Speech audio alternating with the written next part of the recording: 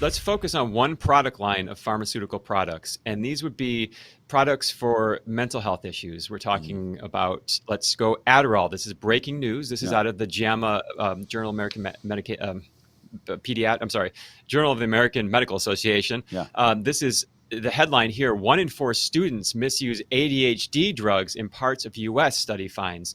So this is really concerning because these drugs are being handed out like candy. They have Yeah. been, and especially during the COVID response, you saw mental health disorders and prescriptions being filled for these just skyrocket. So we have like really big widespread misuse, up to 25% there of kids using these I mean, and that's, I mean, that off doesn't even recommendation. include all of the kids that are on the drugs being pushed by these doctors. And I'm sure it just doesn't get to be enough. These are uppers you're giving how many of our kids? I mean, they are turning our children into drug addicts. Caliph is telling us if we could just get more contact with the drugs into the society, we'd be better. They are drugging our kids, and lo and behold, shocking that they turn to the streets to get heavier doses, more doses. You're creating an entire environment, moving on to OxyContin, all sorts of other things.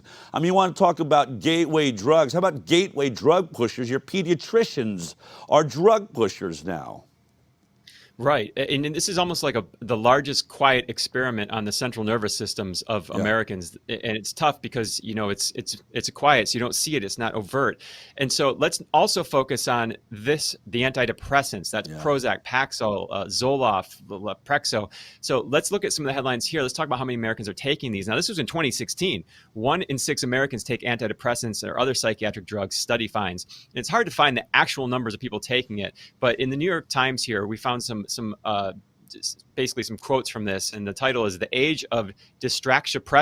So it's Yeah. distraction and depression. And it says antidepressants continue to be the most commonly prescribed of these medications in the United States, and their use has become only more widespread since the pandemic began, with 8.7% of an increase from 2019 to 2021, compared with 7.9% from 2017 to 2019. So going up pretty much the whole time. But it also goes on to say about how many prescriptions are being filled. IQVIA, a global health technology and clinical research firm, found that in 2021, a total of 337,054,544 prescriptions were filled. But Wow. here's the kicker, Del. This is when we start drilling down to the really dangerous parts of this. For some age groups, that change has been more pronounced. Since 2017, that's years before the pandemic, there has been a 41% increase in antidepressant use for teenagers included in the Express Scripts data. So that was a study of 19 million kids. Wow. 41%.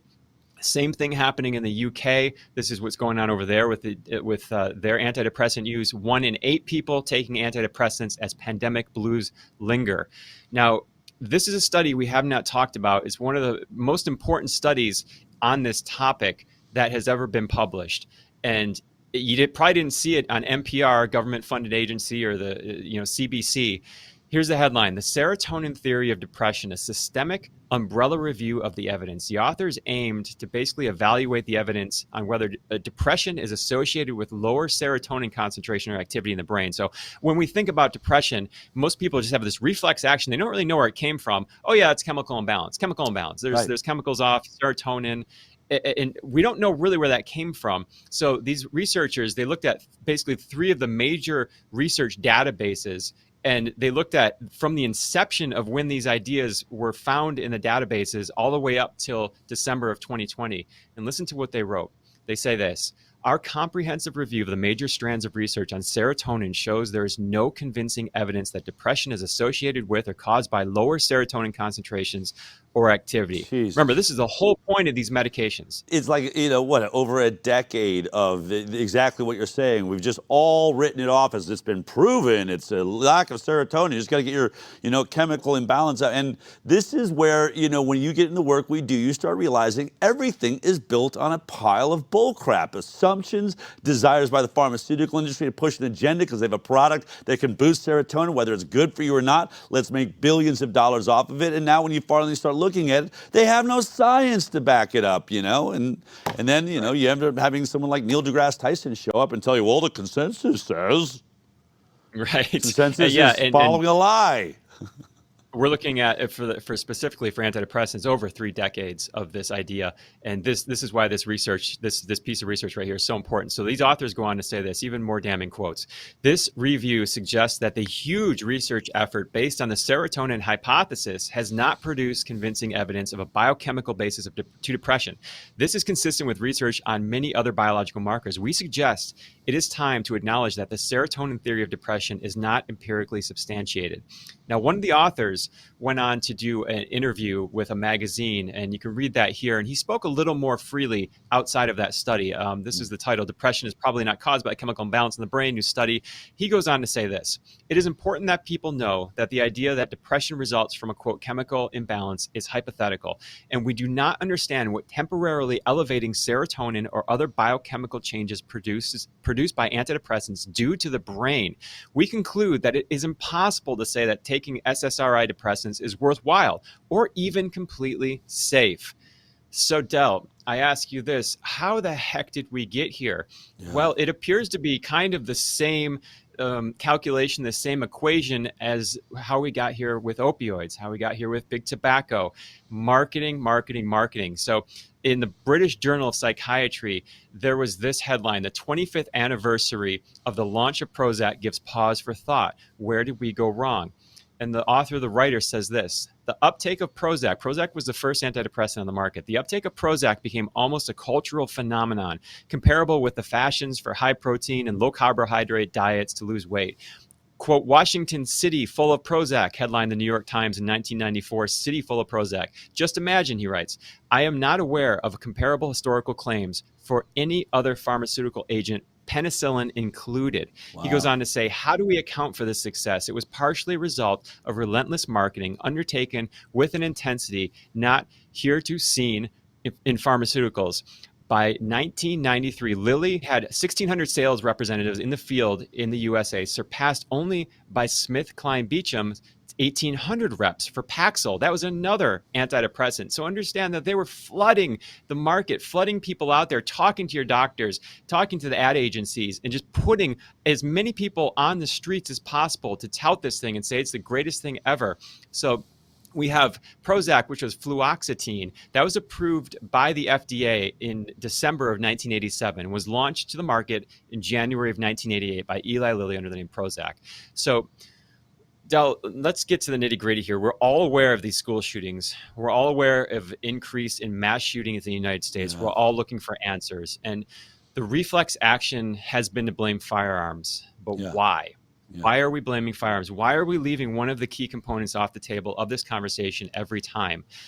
And the Washington Post wrote an article recently and revisited a very important event that happened in 1989. This is the headline here. One of America's first workplace shootings had an unlikely suspect, Prozac. Now, they're talking about the Standard Gravaire shooting in 1989. It's a printing company in Louisiana, Kentucky, and Joseph Westbecker walked in with an assault rifle, killed 8 people, injured 12, and then unfortunately also killed himself. And this was the deadliest mass shooting in Kentucky history. And so this really did, this unfortunate watershed moment kicked off an era of mass shootings in the Prozac window now. We have this window that started. And this is what that looked like in the news. For the first time, America really saw this through the lens of an antidepressant. Take a look. It was one ambulance after another bringing in the victims of the shooting spree to the emergency room at University Hospital. The hospital was in its Code D disaster emergency plan, mobilizing doctors and nurses to assist the critically wounded. We needed a lot of personnel, doctors, nurses, x-ray technicians, operating room personnel, recovery room, so we had to mobilize a lot of people. Jefferson County EMS assisted Louisville's emergency medical services, but there were so many victims that some were brought to the hospital in police cruisers. Altogether, we were faced with 15 patients who were, many of them critically ill, some of them not so seriously injured. I'd say at least half of those patients needed things done right away. That would be IV fluids, resuscitation, major operations, big tests to see if they had certain injuries. Family members began arriving at the hospital to check on their loved ones. Some were overwhelmed with grief. For others, the news wasn't so bad. Jeff Seidenfaden says his father, David, did not realize he had been shot in the chest.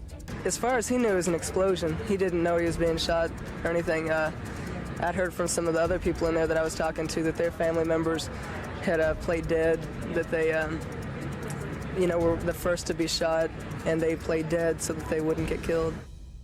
I mean, these stories never get easy to hear, but in that moment, it was like a rarity. And I feel like, I don't know what the exact numbers, but it feels like we're looking at a mass shooting now in America almost, I don't know if it's every day, but certainly every week. There's something going on. It's really bad. Right. It's almost like war reporting, but from a health aspect because of these health connections to these things. And I want to be sometimes. clear because, you and I both know we will be attacked for even, venturing into this conversation. But let me be perfectly clear. I am not saying drugs should be off the table.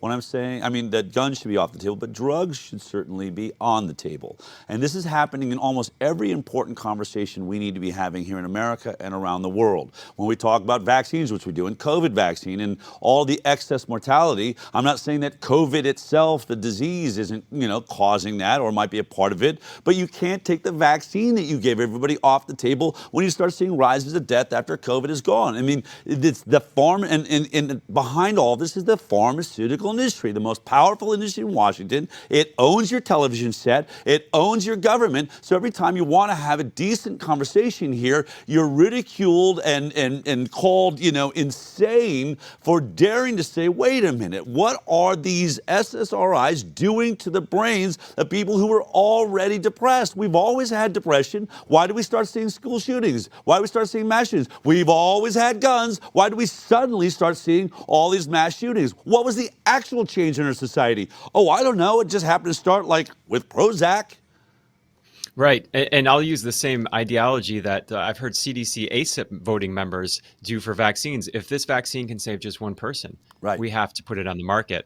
So flipping that around, if these antidepressants cause just one of these shootings, we have to have this discussion and really have it seriously here. Exactly. So let's go back to 1990, the summer of 1990, the Chicago Tribune. This was the reporting. Remember, Prozac was just put on the market in 1988. We have this headline: suits take aim at Prozac, widely hailed Lilly drug. And it says, in the last 2 weeks, after 30 months on the market, the drug's glittering reputation has begun to tarnish amid a mounting outcry about alleged negative effects. Lawsuits claim that Prozac caused one user to embark on a murderous rampage in a Louisville printing plant last year, and that it prompted another recipient to repeatedly attempt suicide. It goes on to say, Edward West, a spokesperson, get ready for this, Del, a spokesman for Lilly, declined to comment on the suits, which together asked for $300 million in damages from the firm. The company, he said, contends that information about the drug should be communicated to people by their health professionals, not the media.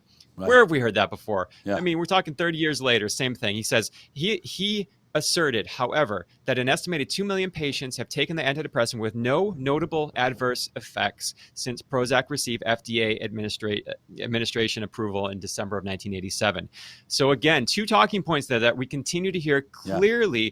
These are talking points. You just deflect to how many people have taken the drug or how many people have taken the vaccine. Great for the consensus. It's great for the larger group. Let's not focus on this little pesky problem with these ones that seem to get off kilter and go and kill their friends. Right. And what did this drug company executive or this spokesperson say? The media shouldn't be talking about this. This should be communicated by trusted individuals, this type of information, because it's very dangerous. So here we are full circle with Robert Callis saying, again, trusted information. We can't have this misinformation out there. So now let's focus on this lawsuit because, okay, we have Prozac. We have a lawsuit actually pointing the finger at this drug in a mass shooting. What happened? Well, unfortunately, the people that were trying to pin this on Prozac lost. They lost that, and then Eli Lilly was going around saying, you see, it was found in a court of law that our drug was safe. Right. And they went around with that talking point. But now we find this. This is the headline. Prozac maker paid millions to secure favorable verdict in mass shooting lawsuit, victims say. Remember, this was the one that could have set the tone for the rest of the world. We probably would never hear of Prozac again. It would have just been a cautionary tale. It says in this article, the drug maker that produces Prozac, the antidepressant that Joseph Westbecker's victims blamed for his deadly shooting rampage 30 years ago at Standard Gravure, secretly paid the victims $20 million $20 million to help ensure a verdict exonerating the drug company. Indianapolis-based Eli Lilly vigorously shielded the payment for more than 2 decades, defying a Louisville judge who fought to reveal it because he said it swayed the jury's verdict. And if that isn't enough, we have from the BMJ missing documents from that trial. So not only did Eli Lilly come in, swoop in, and give money to these people to sway their decision, it appears that some missing documents were taken out of this conversation. Here's the headline here. This was the headline from years ago. FDA to review missing drug company documents. And this is really bombshell. It says in here, the U.S. Food and Drug Administration has agreed to review confidential drug company documents that went missing during a controversial product liability suit more than 10 years ago.